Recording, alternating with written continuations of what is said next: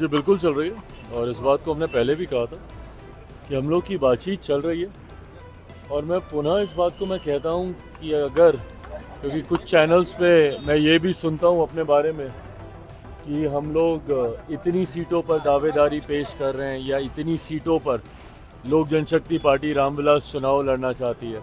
उन सीटों पर या उतनी ही सीटों पर चुनाव लड़ने की है जिन सीटों को जीतकर गठबंधन को और मजबूत किया जा सके। हमारे प्रत्याशी मजबूती से तैयारी कर चुके हैं।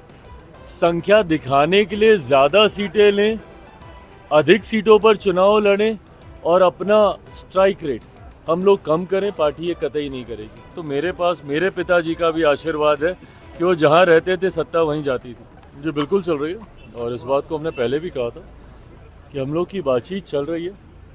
और मैं पुनः इस बात को मैं कहता हूँ कि अगर, क्योंकि कुछ चैनल्स पे मैं ये भी सुनता हूँ अपने बारे में कि हम लोग इतनी सीटों पर दावेदारी पेश कर रहे हैं या इतनी सीटों पर लोक जनशक्ति पार्टी रामविलास चुनाव लड़ना चाहती है। एक बात तय है, स्पष्ट है, लोक जनशक्ति पार्टी रामविलास की नीति गठबंधन को मजबूती देने की है और सिर्फ उन सीटों पर या उतनी ही सीटों पर चुनाव लड़ने की है जिन सीटों को जीतकर गठबंधन को और मजबूत किया जा सके। पुनः दिल्ली चुनाव में भी झारखंड की तर्ज पर संख्या से ज़्यादा विनेबिलिटी मैटर करेगी। हम सिर्फ वही सीट लेंगे या सिर्फ उन्हीं सीटों पर लड़ेंगे जिन सीटों पर लोक जनशक्ति पार्टी रामविलास का संगठन मजबूत है। हमारे प्रत्याशी मजबूती से तैयारी कर चुके हैं। संख्या दिखाने के लिए ज़्यादा सीटें लें, अधिक सीटों पर चुनाव लड़ें और अपना स्ट्राइक रेट हम लोग कम करें, पार्टी ये कतई नहीं करेगी। जो सीट लेगी उसे जीतने के लिए ही लेगी।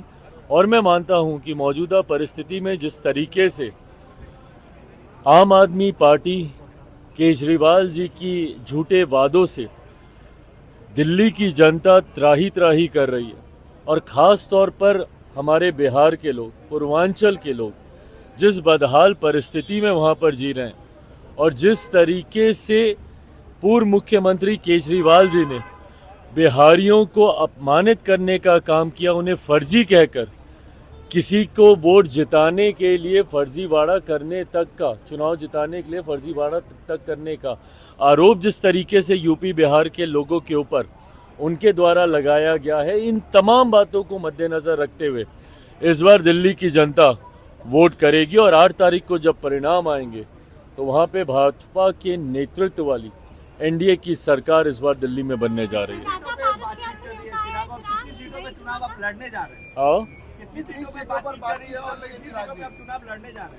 अब ये देखिए, वही गठबंधन के भीतर की बातें हैं, कितनी सीटों पर चल रही है।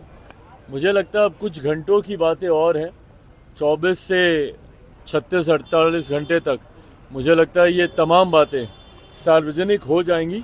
बट मैं पुनः दोहराता हूँ, कितनी सीटों पर नहीं, किन सीटों पर, संख्या से ज़्यादा विनेबिलिटी फैक्टर को मद्देनजर रखते हुए हम लोग चुनाव की चर्चा कर रहे हैं। चिराग, मकर संक्रांति का समय चल रहा है और अब ये दावे किए जा रहे हैं अपोजिशन के द्वारा कि सरकार इधर उधर होने जा रही है। कितनी सच्चाई है इन दावों में?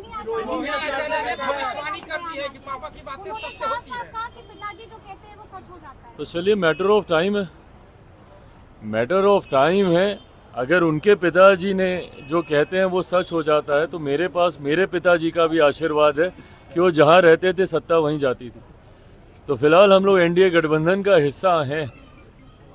तो अगर उनके पिताजी के दावे अपनी तरफ हैं तो एक मौसम वैज्ञानिक के सुपुत्र के दावे भी फिर अपनी जगह पर। एनडीए गठबंधन न सिर्फ केंद्र में बल्कि बिहार में भी मजबूती से आगे बढ़ने का काम कर रहा है।